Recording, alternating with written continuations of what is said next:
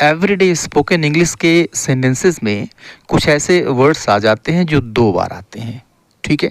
या फिर सिमिलर से दिखने वाले वर्ड्स 2 बार आ जाते हैं। ऐसे हिंदी के सेंटेंसेस मिलते हैं हमको, जिन्हें हम इंग्लिश में बोलना चाहते हैं। फिर वहाँ पे हमें कन्फ्यूज़न होती है कि आखिर यह जो वर्ड है, इसकी इंग्लिश क्या होगी? जैसे लड़ाई झगड़ा, ठीक है? लड़ाई झगड़ा तो सिमिलर से दिखने वाले वर्ड्स हैं। अब इस लड़ाई झगड़े की इंग्लिश क्या होगी? ठीक है? लेना देना आ जाए या फिर शुरू-शुरू में यह आ जाता है, तो फिर ऐसे सेंटेंसेस को हम इंग्लिश में कैसे कहेंगे? या फिर बात-बात में, घर-घर में इस तरह के वर्ड्स आ जाएँ, अभी के अभी, या फिर कहीं-कहीं इस तरह के वर्ड्स आ जाएँ, आस-पास इस तरह का वर्ड आ जाए, सीधा-साधा, वो बड़ा सीधा-साधा आदमी है, तो सीधा-साधा इसकी इंग्लिश क्या होगी? यहाँ-वहाँ इसकी इंग्लिश क्या होगी? या फिर जब-तब। तो ये ऐसे कुछ पेयर्स हैं जिनसे हम बच नहीं सकते हैं। ऐसे सेंटेंसेस को हमें एवरीडे इंग्लिश में बोलना होता है। तो चलिए इन वर्ड्स को हम जान लेते हैं कि इन वर्ड्स को हम इंग्लिश में कैसे बोलेंगे, इनकी इंग्लिश क्या होती है और ऐसे सेंटेंसेस को हम कैसे इंग्लिश में बोलेंगे जिनमें ये सारे वर्ड्स आते हैं। तो चलिए आज वीडियो को शुरू करते हैं और सबसे पहला वर्ड लेते हैं, वो है लड़ाई झगड़ा, ठीक है? लड़ाई झगड़ा, अब इसकी इंग्लिश क्या होगी? तो लड़ाई झगड़ा, इसके कई वर्ड्स मिलेंगे आपको इंग्लिश में, जैसे कॉन्फ्लिक्ट्स मिलेगा, ठीक है? कॉन्फ्लिक्ट्स लड़ाई झगड़ा होता है, क्वेरल लड़ाई झगड़ा होता है, ठीक है? फाइट्स लड़ाई झगड़ा होता है, राइट? जैसे एग्जाम्पल देखिए कि मैं हमेशा लड़ाई झगड़े से दूर रहता हूँ, ठीक है? एवरीडे स्पोकन इंग्लिश में ये इस तरह के सेंटेंसेस बोलने होते हैं। तो मैं हमेशा लड़ाई झगड़े से दूर रहता हूँ means I always stay away, ठीक है? दूर रहना means stay away. I always stay away from fights and quarrels, या फिर फ्रॉम कॉन्फ्लिक्ट्स। दोनों में जो आपको पसंद हो आप यूज़ कर लीजिए, ठीक है? तो सामान्य तौर पे यही सेंस देगा। तो I always stay away from fights and quarrels, या फिर I always stay away from conflicts, ठीक है? एक दूसरा भी सेंटेंस लेते हैं कि तुम्हें लड़ाई झगड़े में नहीं पड़ना चाहिए, राइट? ओके, तो तुम्हें लड़ाई झगड़े में नहीं पड़ना चाहिए means you shouldn't get into fights and quarrels, या फिर you shouldn't get into conflicts, ठीक है? तो पढ़ने की इंग्लिश होती है get into. Get into something means किसी चीज़ में पड़ जाना, राइट? तो लड़ाई झगड़ा, इसको हम इंग्लिश में ऐसे कहेंगे। अब देखिए साफ साफ, राइट? यह भी वर्ड जो पेयर है, ये वर्ड पेयर काफ़ी हम यूज़ करते हैं सेंटेंसेस में, काफ़ी मिलते हैं। जैसे हम किसी से कहते हैं साफ साफ जो कहना है कह दो, ठीक है? या फिर साफ साफ बताओ कि तुम मेरे पैसे कब लौटा रहे हो, ठीक है? तो इस साफ साफ के लिए हम क्लियरली यूज़ करते हैं, राइट? कभी कभी आपको मिलेगा कि एकदम साफ साफ बताओ, या फिर एकदम साफ साफ शब्दों में मुझे बताओ कि मेरे पैसे कब तुम दे रहे हो, ठीक है? तो एकदम आ जाए तो वेरी क्लियरली कह लीजिए, एकदम साफ साफ वेरी क्लियरली, या फिर साफ साफ क्लियरली, ठीक है? मीन्स स्पष्ट रूप से। जैसे मुझे साफ साफ बता दो कि मेरे पैसे कब लौटा रहे हो, ठीक है? Means tell me clearly as to when you are returning my money. Tell me clearly as to when you are returning my money, या फिर एज टू नहीं भी यूज़ करें कोई बात नहीं है। Tell me clearly when you are returning my money, right?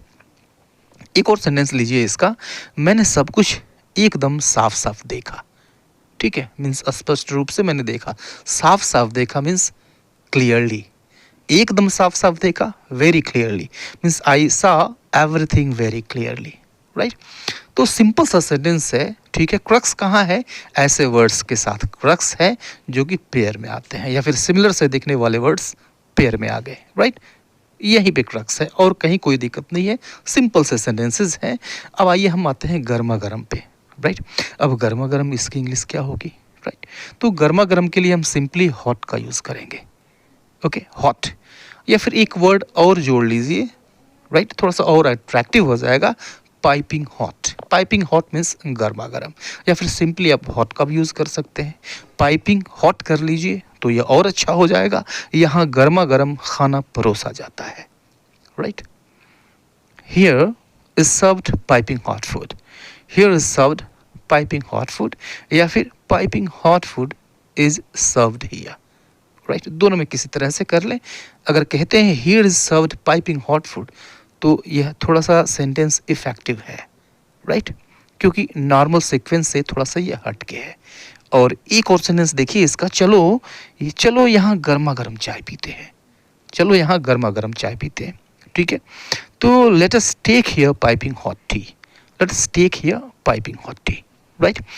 अगला हम लेते हैं यहाँ वहाँ या फिर जहाँ तहाँ, किताबें यहाँ वहाँ बिखरी हुई थी, ठीक है। यहाँ वहाँ मत घूमो, राइट, जहाँ तहाँ मत घूमो, राइट। ऐसे सेंटेंसेस एवरीडे हम बोलते हैं। तो यहाँ वहाँ या फिर जहाँ तहाँ इसकी इंग्लिश होती है हियर एंड देयर, राइट। तो हियर एंड देयर मीन्स किताबें यहाँ वहाँ पड़ी हुई थी, the books were lying here and there, the books were lying here and there. और दूसरा सेंटेंस, यहाँ वहाँ मत घूमो, ओके। तो घूमने की इंग्लिश वांडर, ठीक है। वांडर मीन्स घूमना, don't wander here and there, don't wander here and there. और अगला क्या है, अगला है शुरू में। तो शुरू में इसके लिए आप यूज़ कर लीजिए इनिशियली यूज़ कर लीजिए, या फिर इन द बिगिनिंग यूज़ कर लीजिए, या फिर इन द स्टार्टिंग यूज़ कर लीजिए। तीनों में से कोई भी यूज़ कर लीजिए, तीनों का मतलब यही होता है शुरू में। जैसे शुरू में तो यह मुझे कठिन लगा, शुरू में तो यह मुझे कठिन लगा मीन्स इन द बिगिनिंग, या फिर इन द स्टार्टिंग, या फिर इनिशियली। तो इन द स्टार्टिंग या फिर in the beginning it seemed difficult to me, in the beginning it seemed difficult to me. शुरू में तो मुझे यह कठिन लगा, ठीक है, लेकिन बाद में सब ठीक हो गया। एक दूसरा सेंटेंस लीजिए, शुरू में तो सब कुछ ठीक रहा लेकिन, अब आगे सेंटेंस जोड़ लीजिए, जो कहना हो कह दीजिए। तो शुरू में तो सब कुछ ठीक रहा means initially everything had been okay, initially everything had been okay, ठीक है। शुरू में तो सब कुछ ठीक रहा, ओके। अब दूसरा पेयर लेते हैं, दूसरा पेयर है अभी के अभी, राइट। तो अभी के अभी के लिए आप दो फ्रेज यूज़ कर लीजिए, राइट नाउ या फिर राइट अवे, दोनों में कोई भी यूज़ कर लीजिए, दोनों का मतलब एक ही होता है, राइट नाउ या फिर राइट अवे। अभी के अभी मेरी नज़रों से दूर हो जाओ, ठीक है। आप बहुत गुस्सा हैं, राइट, देखते ही किसी को कह डालते हैं अभी के अभी मेरी नज़रों से दूर हो जाओ means get out of my site, get out of my site right away, get out my site right away, okay. एक दूसरा सेंटेंस लीजिए, उसे अभी के अभी यहाँ बुलाओ, right, call him here right away, call him here right away या फिर call him here right now. अब अगला लेते हैं पेयर आसपास, ठीक है।